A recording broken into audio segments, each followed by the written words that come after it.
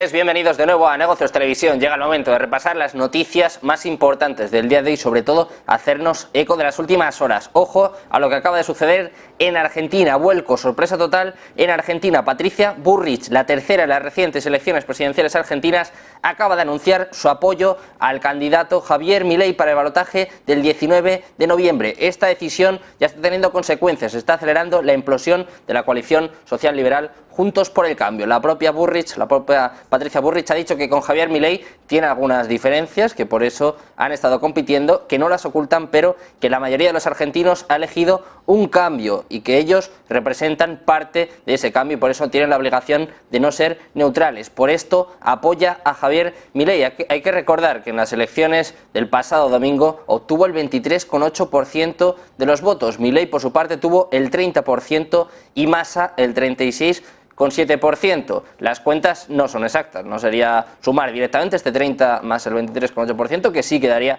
mayoría, pero esto cambia las tornas, cambia absolutamente todo en Argentina. La tercera en estas elecciones del pasado domingo reitera, anuncia su apoyo a Javier Milei y pide el voto para el candidato liberal. Dice la propia Bullrich que esta fórmula fue elegida de manera democrática en las primarias, que no vienen en representación de sus partidos, sino en representación de haber tenido el apoyo de 6,2 millones de argentinos. Dice la propia Patricia que no van a abandonar a esos argentinos y que tienen el deber y el derecho de defenderlos. Apunta, por último, que cuando la patria está en peligro, todo está permitido excepto no defenderla. Sorpresa total en Argentina, la candidata de Juntos por el Cambio pide el apoyo para Javier Milei. Estamos pendientes de todas estas noticias y también pendientes de todo lo que ocurre en este conflicto en Oriente Medio, el lío monumental que hay en torno a la ONU, sobre todo en torno a su secretario general, a Antonio Guterres. Y ojo, porque en las últimas horas, ya lo saben, se lo venimos contando durante todo el día en Negocios Televisión, ha sido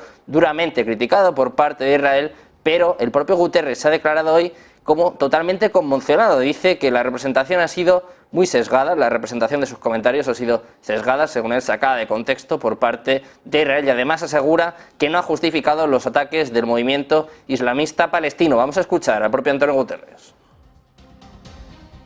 I am shocked by the misrepresentations by some of my statement yesterday in the Security Council, as if I was justifying acts of terror by Hamas. This is false. It was the opposite. Impactado, dice Guterres, que es falso las acusaciones por parte de Israel, y eso sí, no se ha retractado. Esto, como ya se pueden imaginar, ha provocado más enfado por parte de Israel. Continúa la guerra verbal entre Israel y el secretario general de la ONU, Antonio Guterres, después de que Israel acusara al propio Guterres de justificar el ataque de Hamas. En estas palabras de Guterres, que ya les contamos ayer, diciendo que el ataque no ocurrió en el vacío, y además también diciendo, bueno, pues que Israel había estado ocupando durante 56 años ese territorio.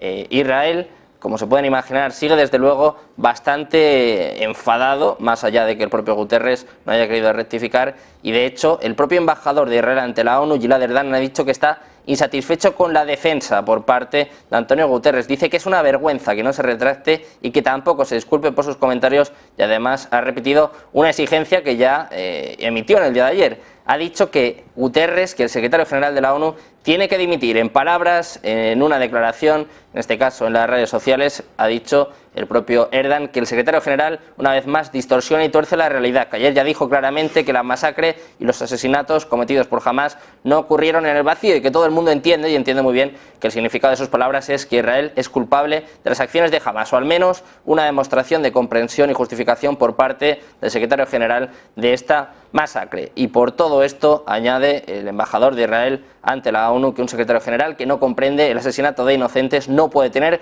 justificación ni antecedentes, y que por lo tanto no puede ser secretario general. Seguimos con el enfado por parte de Israel, seguimos con la disputa por los comentarios hechos por el secretario general de la ONU sobre el conflicto. Una polémica que continúa en el día de hoy con el Ministerio de Asuntos Exteriores israelí, que le acusa de tener una actitud parcial y distorsionada hacia Israel. En un comunicado ha dicho que los comentarios de Guterres en el Consejo de Seguridad provocan ira y asombro y lo empañan tanto a él como a la organización que dirige una mancha para la ONU. Esto es lo que dice Israel, esto es lo que dijo ayer Antonio Guterres. Es importante reconocer también que los ataques de Hamás no se produjeron en un vacío. El pueblo palestino ha estado sometido a 56 años de ocupación sofocante.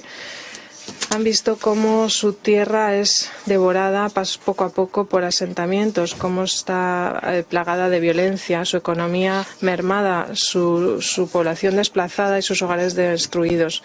Sus esperanzas de una solución política a sus quejas se han ido desvaneciendo, pero los reclamos del pueblo palestino no pueden justificar los ataques horrendos de Hamás. Y esos ataques horrendos tampoco pueden justificar el castigo colectivo al pueblo palestino. Israel sigue muy enfadado y de hecho el ministerio ha llegado incluso a acusar al jefe de la ONU de apoyar la monstruosa violencia de Hamás en los ataques del pasado 7 de octubre. En un comunicado en X dicen que el secretario general de la ONU debe retractarse de sus palabras, implementar un profundo examen de conciencia personal y disculparse por su declaración. Todo lo contrario a lo que ha hecho en el día de hoy Antonio Guterres. Seguimos con más noticias en torno a Israel, que dice que es hora de darle una lección a la ONU en vista de estos acontecimientos, en vista de esta polémica. Como ya les hemos contado hoy, Israel se va a negar a otorgar visados a funcionarios de la ONU. No va a dar visas a los funcionarios de la ONU para ingresar al país, según ha dicho el propio Eli Cohen, el propio ministro de Relaciones Exteriores del país, mientras sigue la disputa por los comentarios hechos por el secretario general de la organización. Los funcionarios israelíes se han indignado por la observación de Antonio Guterres de que el mortal ataque de Hamás al sur de Israel no ocurrió en el vacío. De hecho, el ministro de Relaciones Exteriores ha cancelado una reunión programada con él después de que hiciera estos comentarios que desde luego siguen trayendo mucha polémica. Una polémica que también concierne en este caso a Reino Unido, al primer ministro británico, a Rishi Sunak, que ha dicho que apoya una pausa en los combates para permitir la entrada de ayuda en Gaza, pero eso sí, que rechaza los llamados a un alto el fuego total en la guerra entre Israel y Hamás. Sunak ha dicho que Israel tiene derecho a responder militarmente al ataque de Hamás del pasado 7 de octubre, siempre que respete el derecho internacional. Además, ha dicho a los legisladores de la Cámara de los Comunes que Reino Unido está trabajando para llevar ayuda a la sitiada Gaza, incluida un avión de la Royal Air Force. Además, también ha dicho que los funcionarios británicos y sus aliados en las Naciones Unidas habían discutido pausas específicas distintas del alto al fuego para permitir la entrada de ayuda de Gaza y permitir que los ciudadanos de Reino Unido y otros extranjeros puedan salir.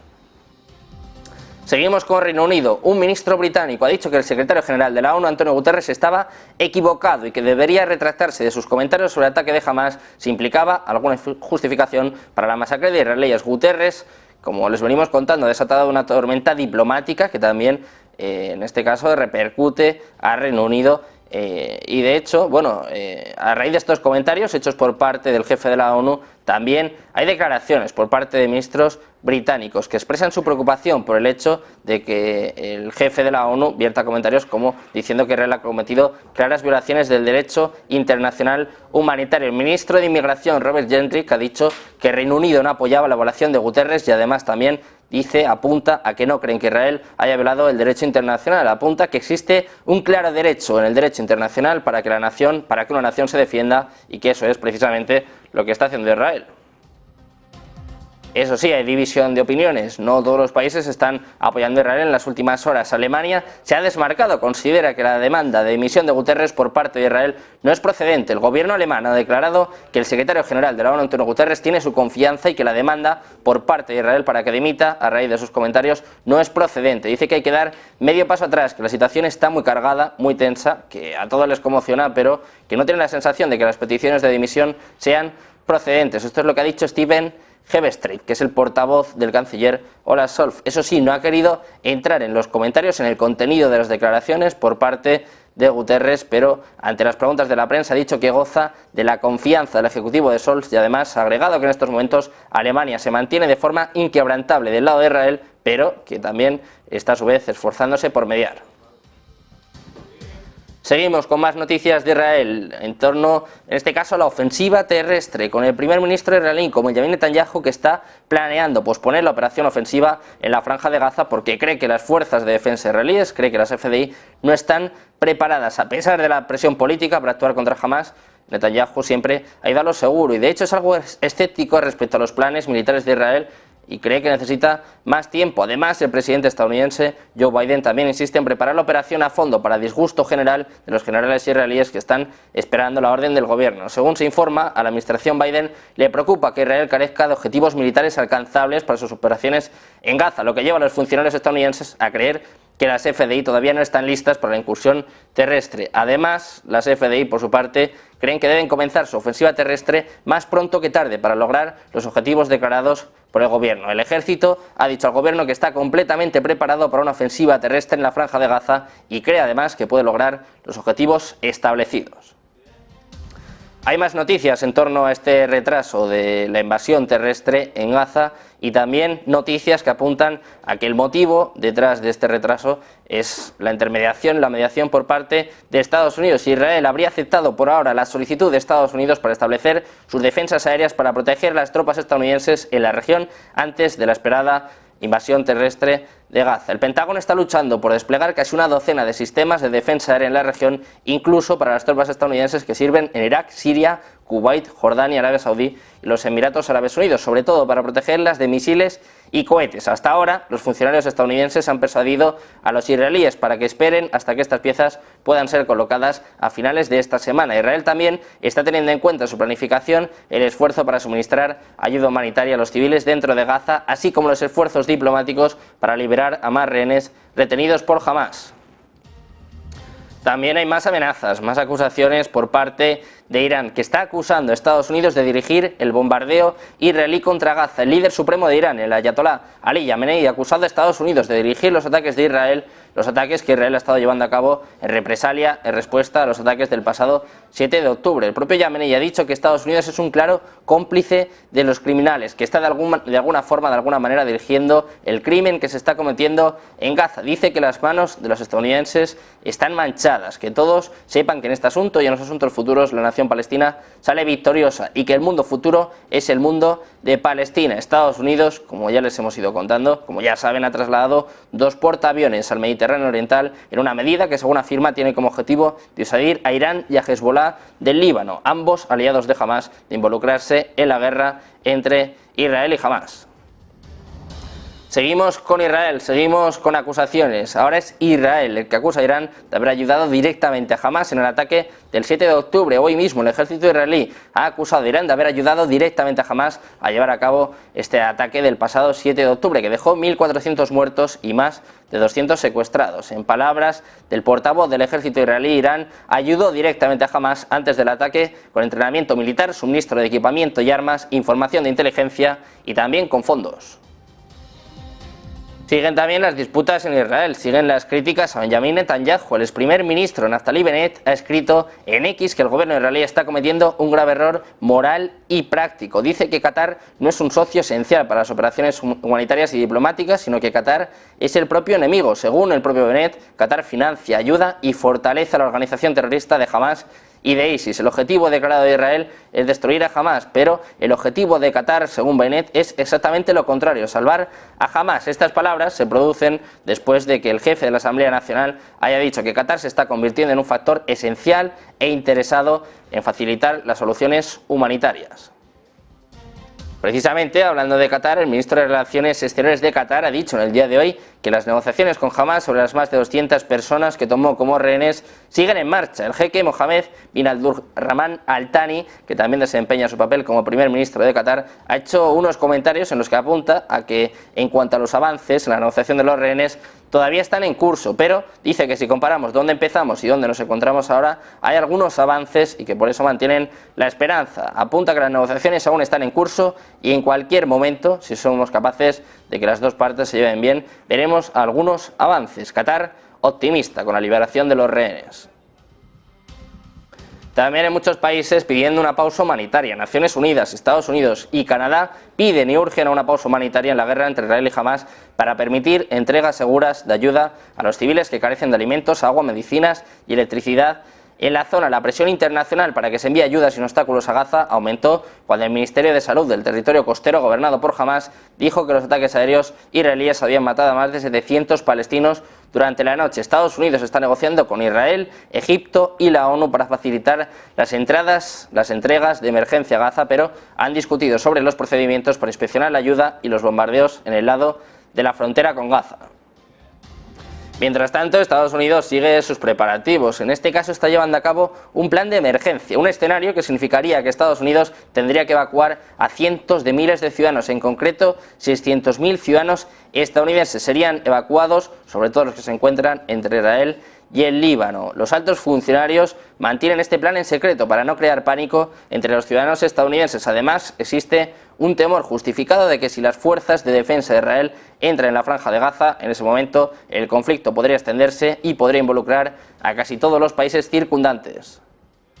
Precisamente, Estados Unidos, en concreto el ejército estadounidense, está tomando nuevas medidas para proteger a sus tropas en Medio Oriente a medida que aumentan las preocupaciones sobre ataques de grupos respaldados por Irán. Estas medidas incluyen aumentar las patrullas militares estadounidenses, restringir el acceso a las instalaciones de la base y aumentar la recopilación de inteligencia, incluso mediante drones y otras operaciones de vigilancia. El ejército estadounidense también está reforzando la vigilancia desde las torres de vigilancia de las instalaciones militares estadounidenses, aumentando la seguridad en los puntos de acceso a las bases y aumentando las operaciones para contrarrestar posibles ataques de drones, cohetes y misiles. Seguimos con más reacciones, con más declaraciones. Hablamos del presidente de Turquía, Recep Tayyip Erdogan. Ojo, porque la ha liado bastante. Hoy mismo ha afirmado que el Movimiento de Resistencia Islámica no es una organización terrorista. Además, ha cancelado su viaje oficial a Israel a causa de los bombardeos contra la franja de Gaza. En palabras del propio Erdogan, apunta que Hamas no es una organización terrorista, sino un grupo de liberación que lucha para proteger a sus tierras y a sus ciudadanos. Además, también ha subrayado que el viaje programado de Israel, en el marco del fortalecimiento de sus relaciones bilaterales, se ha cancelado. Dice, eso sí, que no tienen problemas con el Estado de Israel, pero que nunca han aprobado las atrocidades cometidas y la forma en la que actúa, que según Erdogan es más como una organización que como un Estado. También hay advertencias por parte del Fondo Monetario Internacional, que dice que la guerra entre Israel y Hamas ya está golpeando las economías de los países vecinos. Esto es lo que ha dicho Kristalina Georgieva, la directora gerente del Fondo Monetario Internacional, que apunta que si nos fijamos en los países vecinos como Egipto, Líbano o Jordania, los canales de impacto ya son visibles.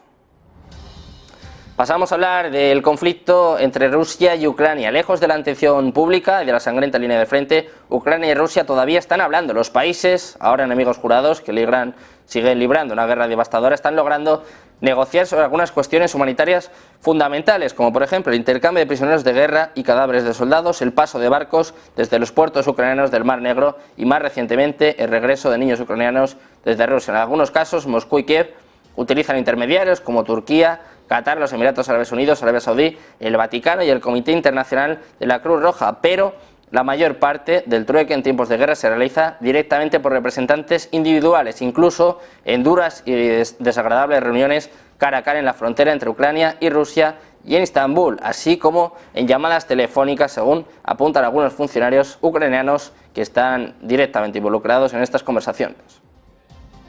Seguimos hablando de Rusia, que ha puesto a prueba su capacidad para lanzar un ataque nuclear masivo de represalia. Esto es lo que ha dicho el ministro de Defensa, que además ha contado que el presidente ruso Vladimir Putin ha supervisado estos ejercicios de misiles balísticos de forma remota. Esto se produce horas después de que Rusia tomara medidas para revocar su ratificación de un tratado histórico de prohibición de ensayos nucleares. El propio ministro de Defensa ha dicho que bajo el liderazgo del comandante en jefe supremo de las Fuerzas Armadas rusas se ha llevado a cabo un ejercicio de entrenamiento con las fuerzas y equipos de los componentes terrestres, marítimos y aéreos de la Fuerza de Disuasión Nuclear. Además, también añade que durante este entrenamiento se han realizado lanzamientos prácticos de misiles balísticos y de cruceros. El Kremlin ha dado más información, ha dicho que el misil balístico intercontinental Yars había sido disparado desde un sitio de prueba en el extremo oriente de Rusia y que un submarino de propulsión nuclear había lanzado un misil balístico desde el mar de Barents y que los bombarderos de largo alcance habían lanzado misiles de crucero desde el aire en pruebas de lanzamiento.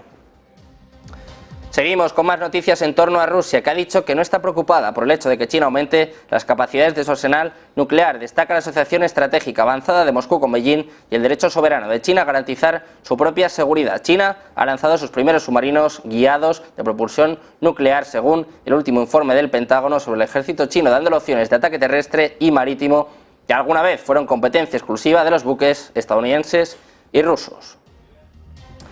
Precisamente Rusia también está haciendo declaraciones en las últimas horas en torno a Ucrania. Dice que se está agotando el ejército ucraniano. Shoigu ha hecho estos comentarios durante una visita al este de Ucrania, según ha apuntado el Ministerio de Defensa. Dice que la situación actual sugiere que el enemigo tiene cada vez menos oportunidades y que van a seguir siendo reducidas. Además, también se la ha visto sonriendo y riéndose cuando un soldado ruso le ha dicho que las tropas ucranianas estaban en pánico.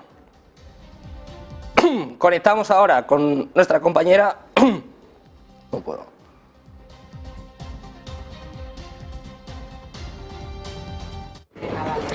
Muy buenos días. Sin lugar a dudas, el protagonista del mercado español esta mañana es Santander y acabamos de atender a lo que ha sido esa presentación de cuentas hasta el mes de septiembre que arroja cifras que hay que señalar. Por una parte, ese beneficio récord de 2.900 millones en el tercer trimestre y los 8.100 millones en 9 meses. Sin embargo, lo que ha querido destacar el consejero delegado Héctor Grisi son los 9 millones de clientes, una cifra que consideran clave en un escenario de desaceleración y en el que el consumo se ralentiza. Pero mirando lo que está por venir, Grisi no ha querido decir a las preguntas de la prensa si se van a alcanzar los 10.000 millones este año, pero sí ha señalado que se va a llegar a ese índice de rentabilidad del 15% y se mantienen los objetivos para este 2023. Destacan, eso sí, y lo han repetido, lo que está siendo el comportamiento y la eficiencia de mejora por ese programa de One Transformation que hace un Santander más sencillo. La radiografía destaca además en estas cuentas como Brasil vuelve a ser superado por España por segundo trimestre consecutivo en cuanto a su aportación a las cuentas generales y en lo que ha señalado que si bien gusta que España saque músculo y arroje ese resultado, lo que quiere Santander es que compitan todos sus mercados y que den lo mejor y que crezcan. Importante, algunas de las cosas que se han dicho en esta sala, sobre todo sobre el mercado de crédito mora en este escenario de tipos y sobre el impuesto especial a la banca. Importante, en provisiones y calidad de mora no ven ningún riesgo significativo y se apoyan ante el hecho de la fortaleza que se ve en el empleo y no solo en España, sino en esos mercados en los que está presente Santander. De hecho, señala como en España mejora la mora en lo trimestral y que, aunque en México sube, solo se normaliza. Hablan así también de ese balance de riesgo medio-bajo. Y a la hora de explicar la caída del crédito, no deja de introducirse en la crónica macroeconómica y en esa política monetaria. Dice que el crédito decrece en tasa interanual y se justifica por esa política monetaria, además de apuntar que en Europa esa amortización anticipada de créditos hipotecarios también está siendo importante. Sobre el horizonte de tipos, dicen que ya en el Banco Central Europeo prácticamente se ha llegado al pico o que como mucho habrá una subida más. Y por supuesto, importante, no ha querido pronunciarse el consejero delegado sobre ese proyecto de acuerdo entre el Partido Socialista y Sumar para volver a formar un gobierno, y lo que se ha dicho es que el Santander trabaja con todos los gobiernos, no ha querido valorar ese plan sobre la reforma laboral, pero lo que sí ha dicho y ha reiterado son las críticas al impuesto especial a la banca, denunciando una vez más que se centre en los ingresos y no en los beneficios. Pero importante y lo más llamativo que ha dicho Héctor Grisi es que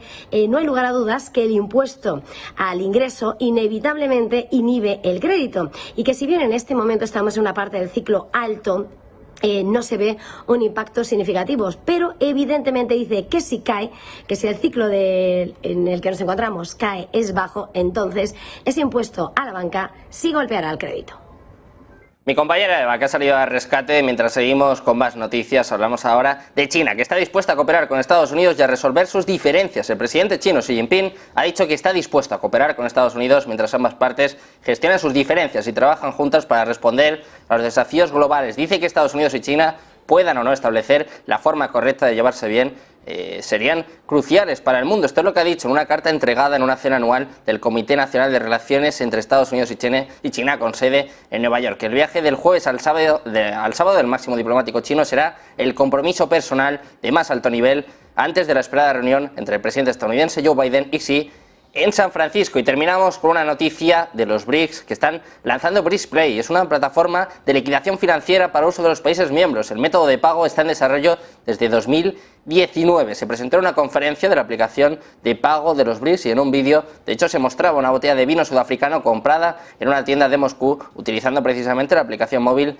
de BRICSpay. Se espera que el nuevo servicio de pagos cambie el volumen de comercio y el volumen de transacciones financieras entre los miembros al facilitar los pagos. Además, ya saben que los BRICS, que siguen enfocados en la desdolarización, están utilizando además sus respectivas monedas nacionales, y este nuevo sistema podría acelerar este proceso, ayudando al comercio internacional, a los pagos transfronterizos entre empresas, inversiones y microfinanzas. Un paso importante para hacer que el comercio entre los países miembros sea fácil y que además pueda realizarse en tiempo real. Nosotros seguimos haciendo lo propio, contando informaciones, actualidad en tiempo real. Quédense, porque enseguida volvemos, seguimos con más análisis, con más últimas horas, con más información aquí en Negocios Televisión.